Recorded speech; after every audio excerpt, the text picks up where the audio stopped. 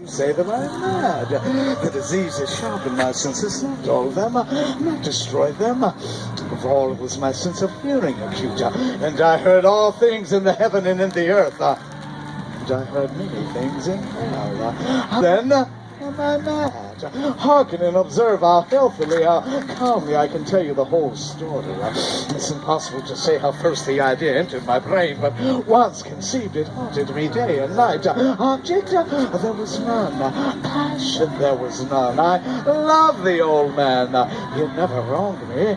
He had never given me insult. For his gold I had no desire. I think it was his eye. Yes, it was this. One of his eyes resembled that of a vulture, a pale blue eye with a thin veil over it. My blood ran cold whenever it fell upon me, and so by degree, very gradually, I decided to take the life of the old man and thus rid myself of the eye forever. Now this is bad. Madmen know nothing. But you should have seen me.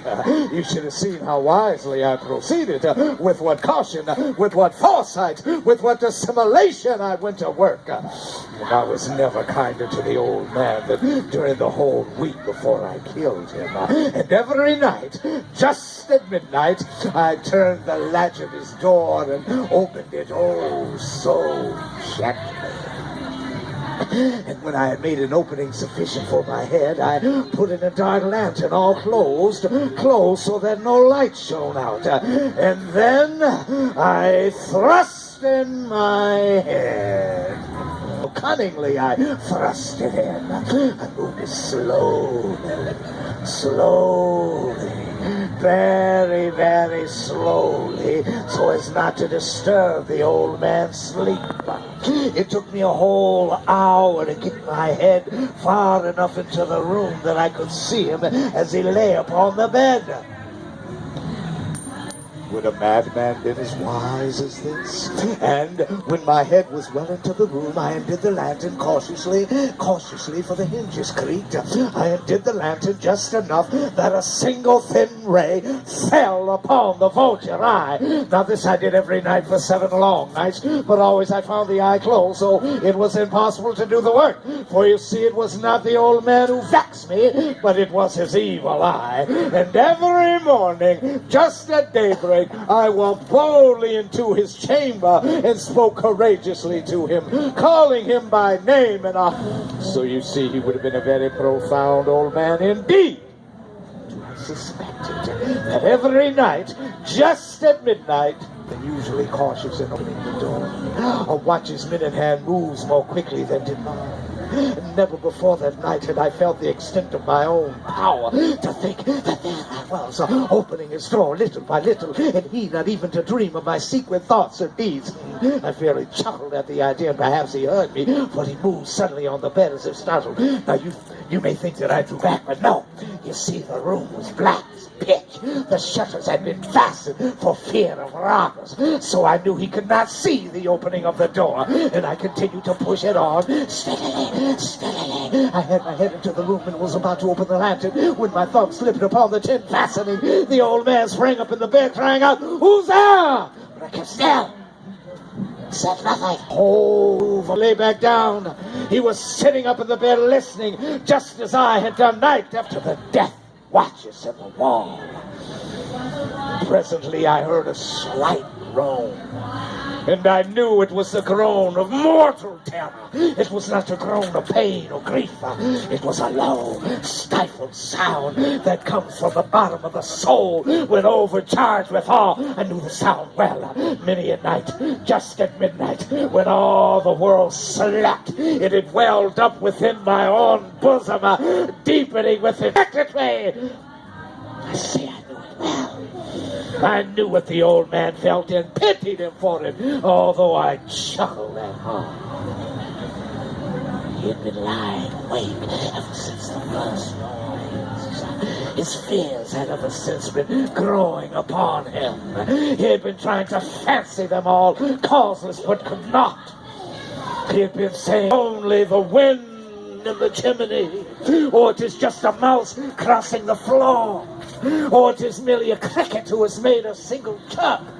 He had been trying to comfort himself with all these suppositions, but found them all in vain. All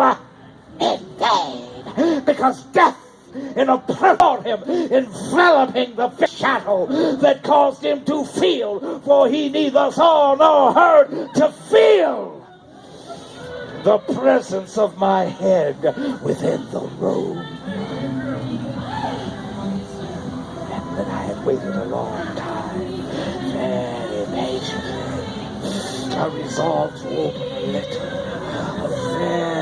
very little crevice within the lantern. You cannot imagine how stealthily I opened it, until at length a single thin ray, like the thread of a spider, shot out of the crevice and fell directly upon the vulture eye. It was wide open, and I grew furious as I gazed upon it. I could see it with a perfect distinctness, all a dull blue with a hideous veil over it that chilled the very marrow in my bones. I could see nothing else of the old man's face or person, for I had directed the ray as if by instinct to fall directly upon the spot. Haven't I told you that what you mistake for madness is but over acuteness of the senses? And now I say there comes another sound to my ear. It was a low, dull, quick sound, much such a sound as a watch makes when enveloped in cotton. I knew that sound well too. It was the beating of the old man's heart. It increased my fury like the beating of a drum. Till a soldier into carriage. Here for some minutes longer. I kept still. I scarcely breathed. I held the lamp motionless.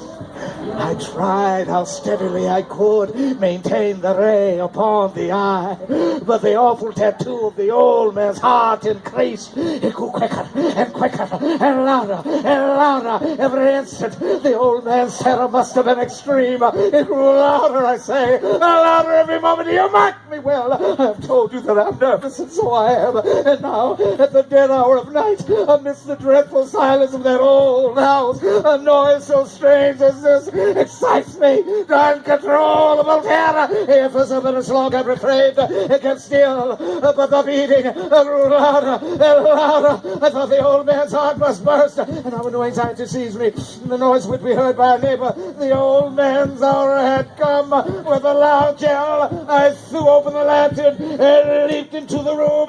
The old man shrieked once. Oh. An instant. I had dragged him to the floor and placed the heavy bed over him. I smiled gaily to find the deed so far done, but the heart beat on for several minutes long, and a muffled sound. This, however, did not vex me, for I knew it would not be heard through the walls. And then at length, it ceased. The old man was dead. I removed the bed and examined the corpse. He was stone dead. I placed my hand upon his heart and held it there for several seconds.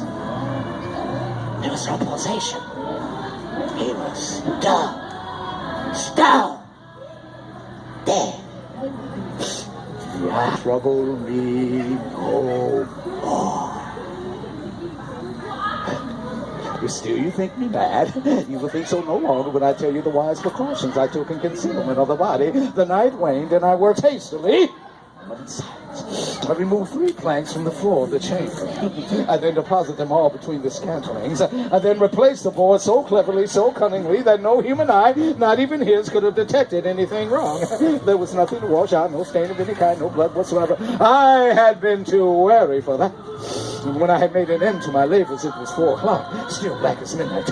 As the bell sounded the hour, there came a knocking at the street door.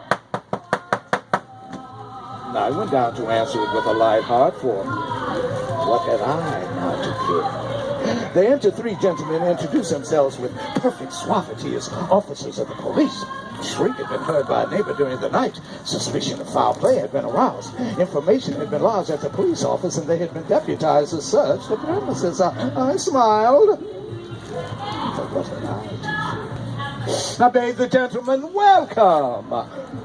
The shriek, I said, was my own in a dream. The old man, absent in the country.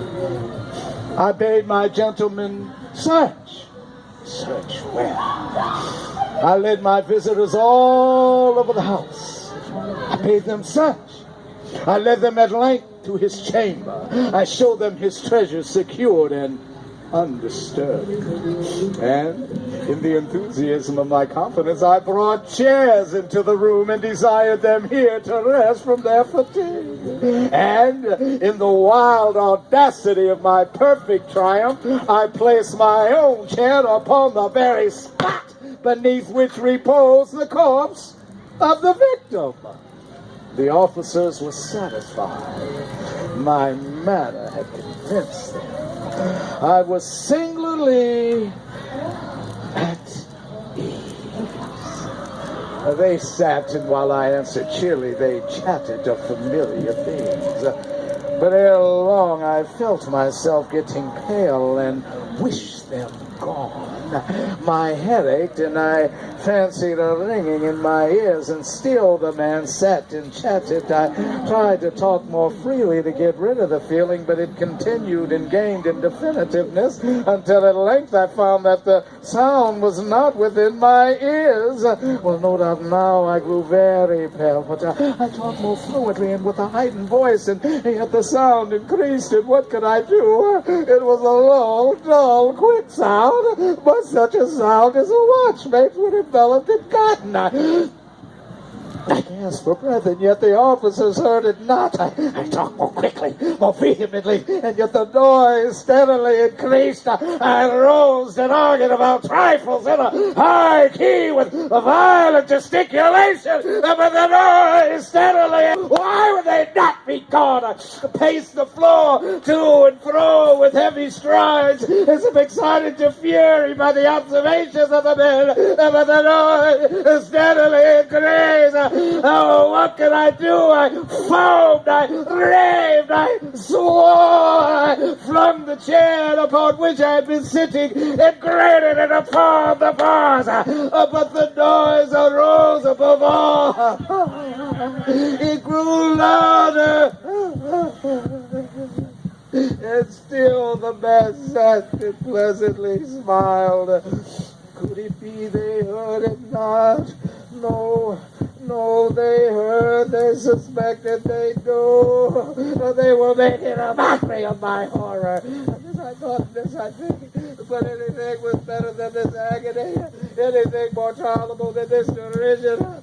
I could bear their hypocritical smiles no longer. I felt that I must scream or die. And now, again, and louder.